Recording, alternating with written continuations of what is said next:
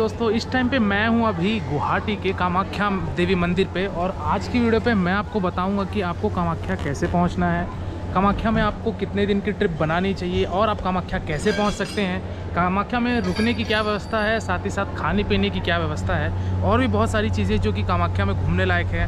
गुवाहाटी में कौन कौन से दर्शनीय स्थल हैं जहाँ पे आपको घूमना है। और इस वीडियो पे आपको लास्ट में ये भी बताऊंगा कि कामाख्या देवी मंदिर दर्शन करने के लिए आपको एक व्यक्ति का कुल खर्चा कितना आ जाएगा। तो बने रहिएगा वीडियो में, एक एक करके सारी बातों को विस्तारपूर्वक वर्णन करूँगा। और आज की वीडियो पर मैं आपको लेके चलता हूँ कामाख्या देवी मंदिर दर्शन की तरफ। चलिए दोस्तों, बात करते हैं कि आपको कामाख्या देवी मंदिर दर्शन करने के लिए आने का क्या साधन है। अगर आप बाई ट्रेन आना चाहते हैं तो कामाख्या में 2 रेलवे स्टेशन है। सबसे पहले रेलवे स्टेशन की अगर मैं बात करूं तो वो है यहाँ का कामाख्या जंक्शन रेलवे स्टेशन, जहां से मंदिर की दूरी 6 किलोमीटर की रह जाती है। तो आप कामाख्या जंक्शन पहुंचकर आप मंदिर जा सकते हैं। यहाँ से आपको ऑटो टैक्सी देखने को मिल जाएगी। वही अगर मैं बात करूं कि अगर आपको कामाख्या के लिए ट्रेन नहीं मिल रही है तो फिर आप आ सकते हैं एक दूसरे रेलवे स्टेशन यानी कि गुवाहाटी का रेलवे स्टेशन। दोस्तों, गुवाहाटी रेलवे स्टेशन भी आपका मंदिर से लगभग 7 किलोमीटर की दूरी पे है और ऑटो वाला आपका 300 रुपये लेगा और आपको वो वहाँ पे छोड़ देगा। और वही अगर आपका माध्यम है बाई फ्लाइट, तो अगर आप फ्लाइट से आना चाहते हैं तो गुवाहाटी के इंटरनेशनल एयरपोर्ट पर आकर आप कामाख्या देवी मंदिर के दर्शन कर सकते हैं। तो दोस्तों, बात करते हैं कि हम पहुंच चुके हैं गुवाहाटी, अब हमको वहाँ स्टे कहाँ करना है। ये जो आप देख रहे हैं ये है पलटन बाजार, जो कि गुवाहाटी रेलवे स्टेशन से 1 किलोमीटर की दूरी पे ये स्थित है। यहाँ पे आपको ढेर सारे प्राइवेट होटल्स देखने को मिल जाएंगे, जिसका रेंज आपका मान के चलिए 1500, 1200 इस तरीके के रेंज में आपको बहुत सारे यहाँ होटल्स देखने को मिल जाएंगे। लेकिन पलटन बाजार यानी कि आप कहना चाहिए कि आप मंदिर से 6 किलोमीटर दूर में हैं। बट मेरा रिकमेंडेशन ये रहेगा कि आप कामाख्या के पास अपना स्टे लीजिए ताकि आप मंदिर के निकट रहें और दर्शन आपका कभी भी हो जाए। अब बात करते हैं कि कामाख्या मंदिर के आसपास होटल्स हैं तो, लेकिन उस पैमाने पर नहीं है जिस पैमाने पर पलटन बाजार में है। यहाँ पे आपको बजट कैटेगरी के होटल्स देखने को मिलेंगे, नॉर्मल डिलक्स रूम देखने को मिलेगा जिसका कॉस्ट 1000 रुपये तक होता है, और काफ़ी साफ सुथरा होटल्स आपको देखने को मिल जाएगा। तो आप 1000 रुपये, 1200 रुपये मान के चलिए मैक्सिमम आप यहाँ पे स्टे कर सकते हैं। और वही अगर मैं बात करूँ कि अगर आप कामाख्या देवालय गेस्ट हाउस में रुकना चाहते हैं तो वही आपको रुकने के बंदोबस्त मिलती है, जो कि कामाख्या देवस्थानम ट्रस्ट का ये गेस्ट हाउस होता है। ये आपका मान के चलिए कि मंदिर से एक वो रास्ता जो जा रहा है वो आपका जा रहा है कामाख्या गेस्ट हाउस के लिए, और ये वाला जो रास्ता है ये आपका जाता है दर्शन लाइन के लिए। चलिए आइए मैं आपको दिखाता हूँ कि यहाँ का गेस्ट हाउस कैसा है। तो दोस्तों, ये जो कामाख्या देवालय है ये आपके मंदिर के ठीक पिछले स्थल पे बना हुआ है, ऐसा कह सकते हैं। यहाँ पे कॉन्टैक्ट नंबर है, तो आप फोन करके बुकिंग कराना चाहते हैं तो करवा लीजिए। हालांकि यहाँ पे ऑनलाइन बुकिंग का कोई सुविधा नहीं है। चलिए आइए यहाँ पे बैठे एक भाई जी से मैं सारी डिटेल लेता हूँ। रूम्स मिल जाएंगे? रूम्स जैसे हम लोग का मिलता है, ये मंदिर का है। 1 महीना पहले बुकिंग होता है। यहाँ का जो पुजारी लोग है वो लोग का थ्रू से बुकिंग होता है। अच्छा, पुजारी लोग कुछ? हाँ, वो लोग का थ्रू से बुकिंग होता है। और फिर भी आप लोग डायरेक्टली आ गया है कमरा खाली रहने से। अभी खाली है कि नहीं? अभी तो अवेलेबल पे नहीं। क्या रेट है कमरे का? 400, 500, 700, 1500, 2000 ऐसे करके। हाँ, कितने रूम है टोटल आपके? टोटल हम लोग के इधर में 19 रूम। 19? तो सब डबल बेड है या ट्रिपल बेड? जैसे ट्रिपल बेड का भी है, डबल बेड का भी है। AC non AC? Non AC भी है, एसी भी है। एसी नॉन एसी सब मिला ट्रस्ट है, मंदिर ट्रस्ट का। तो दोस्तों, चलिए हम अब आगे बढ़ते हैं। ये है कामाख्या देवी मंदिर का प्रांगण, जहाँ पे हमको अभी जाना है। और हम लाइन में कैसे लगेंगे, कितना घंटा लगा, क्या क्या हमको यहाँ पे देखने को मिलेगा, हर एक इन्फॉर्मेशन मैं अभी आगे आपको देता हूँ, जिससे आपको कामाख्या देवी मंदिर अगर आप दर्शन करने आए हैं तो हर एक चीज़ें आपके दर्शन हो जाए, और कितना टाइम लगेगा, कब आना चाहिए, हर एक जानकारी देता हूँ। तो दोस्तों, जय माता दी। अभी हम स्नान कर लिए, फ्रेश होकर अब हम माता के लाइन में लगते हैं। अभी सुबह के बज रहे हैं 5 बजे, और यहाँ से आपको कुछ सीढ़ियाँ चढ़ना पड़ेगी। यहाँ आप देख सकते हैं सामने सीढ़ी बनी हुई है, तो कुछ सीढ़ियाँ चढ़ के हमको ऊपर जाना है, लाइन में लगेंगे। मंदिर दर्शन चालू होगा 7 बजे, और 7 बजे से फिर हम देखते हैं हमको कितना समय लगता है, क्योंकि अभी थोड़ा सा भीड़ कम है। अभी मैं यहाँ पे मौजूद हूँ, आज सितंबर 16 तारीख है, मैं यहाँ मौजूद हूँ। तो अभी देखते हैं कितना हमको टाइम लगता है, चल के हम आगे आपको दिखाते हैं। जय माता दी। तो दोस्तों, ये हैं यहाँ की कुछ सीढ़ियाँ, जो कि आपको लगभग कहना चाहिए कि 150 सीढ़ी चढ़ के ऊपर जाना पड़ेगा। और आप वहाँ सीढ़ी चढ़ के जैसे ही जाएंगे तो आपको मंदिर का गेट आएगा, वहाँ आप दर्शन कीजिए। दोस्तों, मैं 5 बजे लाइन में इसलिए लगा क्योंकि लाइन में लगने वाले लोग तो 4 बजे से ही आ जाते हैं। हालांकि जो मैं सबसे बेस्ट टाइम बोलूँ कामाख्या आने का, तो वो ये है, एक तो लगता है जो मार्च के महीने में मेला माता जी का, वो आप मेला छोड़ दीजिए और नवरात्रि छोड़ दीजिए। इसके अलावा आप किसी भी टाइम पे आइए, आपके दर्शन नॉर्मल टाइम में हो जाएगा, यानी कि 2 घंटे में आराम से आप दर्शन करके बाहर आ जाएंगे। नवरात्रि में यदि आप आएंगे तो आपको 5 घंटे 6 घंटे भी लग जाते हैं दर्शनार्थी को, क्योंकि कामाख्या देवी मंदिर में लाइन उतनी ज़्यादा लंबी होती जाती है। ये है यहाँ का मुख्य एंट्रेंस गेट जहाँ से यात्रियों को अंदर लिया जाता है, और ये यहाँ से आप एंट्री करेंगे। यहाँ पे आपको मोबाइल तो अलाउ है, आप मोबाइल लेके जा सकते हैं, मोबाइल कैमरा, बट ये है कि आप फोटोग्राफी मंदिर के अंदर नहीं कर सकते हैं जहाँ पे कामाख्या माता का गर्भगृह है। अब डिपेंड करता है कि यहाँ की लाइन कितनी लंबी है। जैसा कि मैंने बताया कि नवरात्रि में आएंगे तो आपको 5 घंटा 6 घंटा भी लग जाएगा, लेकिन अगर आप ऑफ सीजन में आते हैं, जैसे कि मैं सितंबर मंथ में गया हुआ था, तो सितंबर मंथ में मुझे हार्डली 2 घंटे लाइन में लगे, क्योंकि मैं 5 बजे लाइन में लग गया था। 7 बजे मंदिर खुलता है, यहाँ का मंदिर थोड़ा सा लेट खुलता है, तो 7 बजे मंदिर खुलता है, इसलिए मुझे 2 घंटा वेट करना पड़ा, और हार्डली आधे घंटे 45 मिनट में मैं दर्शन करके मंदिर से बाहर आ गया। तो हम जय माता दी का नारा लगाते हुए हम मंदिर में रहेंगे। आपको धैर्यपूर्वक श्रद्धा के साथ आपके माता जी के दर्शन करने हैं, तो लाइन में लगिए।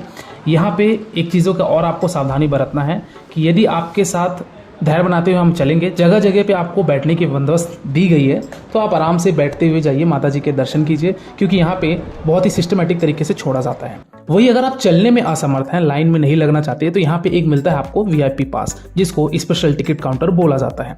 यहाँ पे ये काउंटर बना हुआ है, 501 रुपये आपका लिया जाता है। वही अगर आपका बच्चा 10 साल के नीचे का है तो उसका फ्री ऑफ कॉस्ट होता है। और यहाँ पे डिवोटीज़ के लिए वेटिंग हॉल भी बनाया गया है, तो अगर आपके साथ कोई बुजुर्ग है या फिर कोई विकलांग है तो आप इनको यहाँ स्टे भी दे सकते हैं अपने नंबर आने तक का। नंबर आने के पश्चात आप माता जी के दर्शन के लिए लाइन में लग सकते हैं। दोस्तों यहाँ पे एक चीज़ और बताना चाहूँगा कि जब आप लाइन में रहेंगे तो यहाँ पे आपके बंदरों का बहुत बड़ा जमवाड़ा है, और वो बंदर आपके जो पूजा की टुकनी लिए रहेंगे, पूजा सामग्री लिए रहेंगे, उसका वो झपट्टा बहुत जल्दी मारते हैं। तो थोड़ा सा इस सावधानीपूर्वक रहिएगा ताकि आपका किसी भी तरीके का ऐसा अनहोनी ना हो। दोस्तों ये है यहाँ का पिछला गेट जहाँ से हम एंटर कर रहे हैं, और यहाँ एंटर करते साथ ही आपको सामने जो दिख रहा है एक और गेट, वहीं से हम जाते हैं माता जी के दर्शन करने के लिए। हालांकि मोबाइल कैमरा वर्जित था तो मैं अंदर जाके फोटोग्राफी नहीं कर सकता, वीडियोग्राफी नहीं कर सकता, तो आप यहीं से रहिए। यही चौखट है जहाँ से आपको माता के दर्शन मिलेंगे। अब आते हैं हम लोग यहाँ पे मंदिर प्रांगण के बाहर, और हम दर्शन करके बाहर आ गए। दर्शन करने के पश्चात अब आपको मैं बताता हूँ कि मंदिर कैंपस में क्या क्या चीज़ें देखने को आपको और मिलेगी। सबसे पहले यहाँ पे आता है इन्फॉर्मेशन सेंटर। अगर आपको कोई भी डाउट है, कोई भी चीज़ें समझ नहीं आ रही है या कोई जानकारी चाहिए, तो यहाँ आप बूथ में आके पूछ सकते हैं।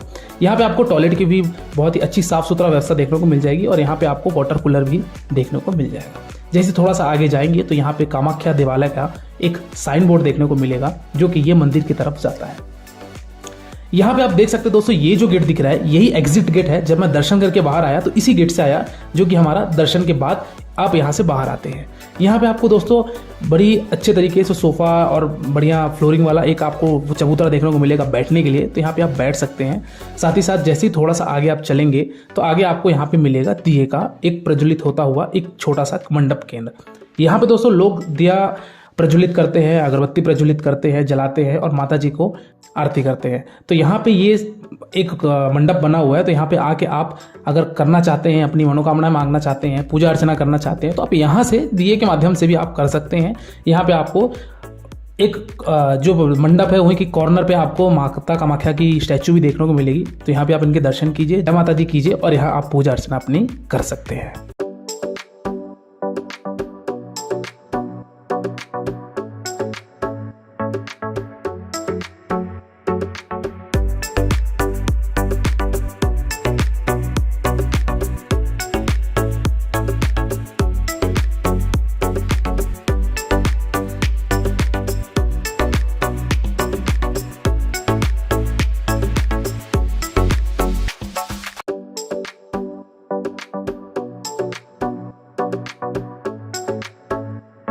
जैसे ही थोड़ा सा आगे गया तो मैं देखा यहाँ पे ये बकरे मिलेंगे आपको, गैया मिलेगी।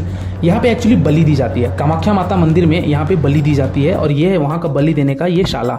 लेकिन ये जो शाला है इसके अंदर का आपको मैं दृश्य नहीं दिखाऊंगा, क्योंकि ये संवेदनशील दृश्य होने के कारण मैं आपको बस इतना बता देता हूँ कि कमजोर दिल वाले ये सब चीज़ें ना देखें जहाँ पे बलि दी जाती है।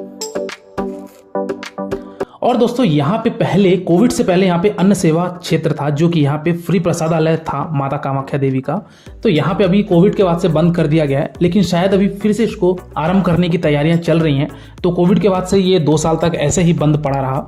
अब शायद फिर से ये माता का जो भोग लगा प्रसाद है ये अब वितरण होगा और हम सबको देखने को जरूर मिल जाएगा। तो यहाँ पे जोरों शोरों से तैयारियां हो रही हैं। यही वो हॉल है जहाँ पर बैठ के लोग प्रसाद ग्रहण करते थे माता जी का।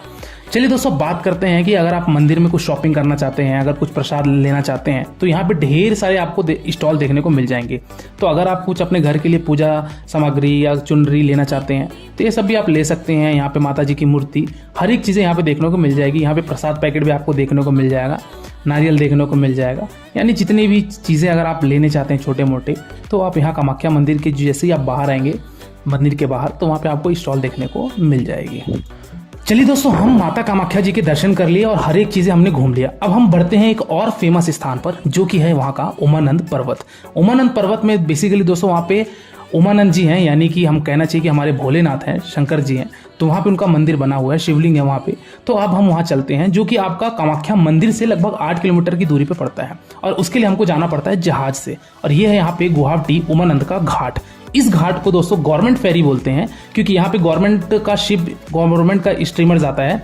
यहाँ पे आप आएंगे तो सबसे पहले आपको टिकट काउंटर देखने को मिलेगा। अलग अलग यहाँ पे टाइमिंग में जो स्टीमर जाती है, शिप जाती है, इसका टाइमिंग लिखा हुआ है। 5 ट्रिप मारती है दिन भर में, और इसका जो फेयर होता है वो 20 रुपये पर पर्सन होता है, आना और जाना। 1 घंटे का ये ट्रिप होता है। 1 घंटे में आप जाएंगे, उमानंद जी के दर्शन कर लेंगे। तो चलिए हम पहुंचते हैं अभी उस आइलैंड पे, और उसके बाद फिर मैं आपको दिखाता हूँ कि वहाँ पे हमको कैसे दर्शन करना है, कितना हमको समय लगा और क्या क्या चीज़ें हैं। बहुत ही खूबसूरत आइलैंड लग रहा है। जब अगर आप ब्रह्मपुत्र नदी पर एक दृश्य घुमाएंगे तो बहुत ही शानदार ये आइलैंड लगता है। तो भी बेसब्री से इंतजार कर रहा हूँ कि कब वहाँ पहुँचूँ, जल्दी से हमारी जहाज़ शुरू हो और मैं उस जगह पर पहुँच के आपको आगे का दिखाता हूँ। तो यहाँ पे इस तरीके की लाइफ जैकेट दी जाती है ताकि आप काफ़ी ज़्यादा सिक्योरली राइड करें, और लाइफ जैकेट पहनना ज़रूरी है अगर आप बाहर खड़े हैं। तो केबिन के अंदर अगर आप बैठे हुए हैं तब तो कोई प्रॉब्लम नहीं है, बट अगर आप यहाँ पे खड़े हैं तो आपको लाइफ जैकेट पहननी पड़ेगी।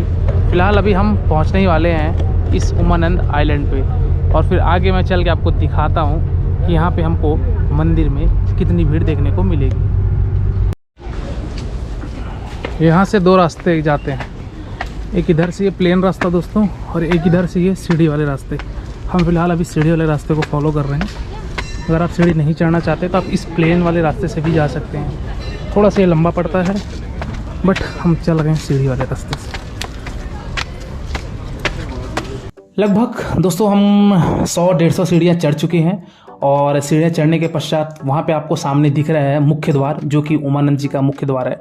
तो यहाँ पे आप जाइए, मत्थे टेकिए, और हम मंदिर प्रांगण में प्रवेश किए। यहाँ पे भी फोटोग्राफी वीडियोग्राफी प्रोहिबिटेड था, तो मैं यहाँ पे अंदर का सीन आपको नहीं दिखा सकता, पर आप यहाँ जाइए और महादेव के आप शिवलिंग के दर्शन कीजिए।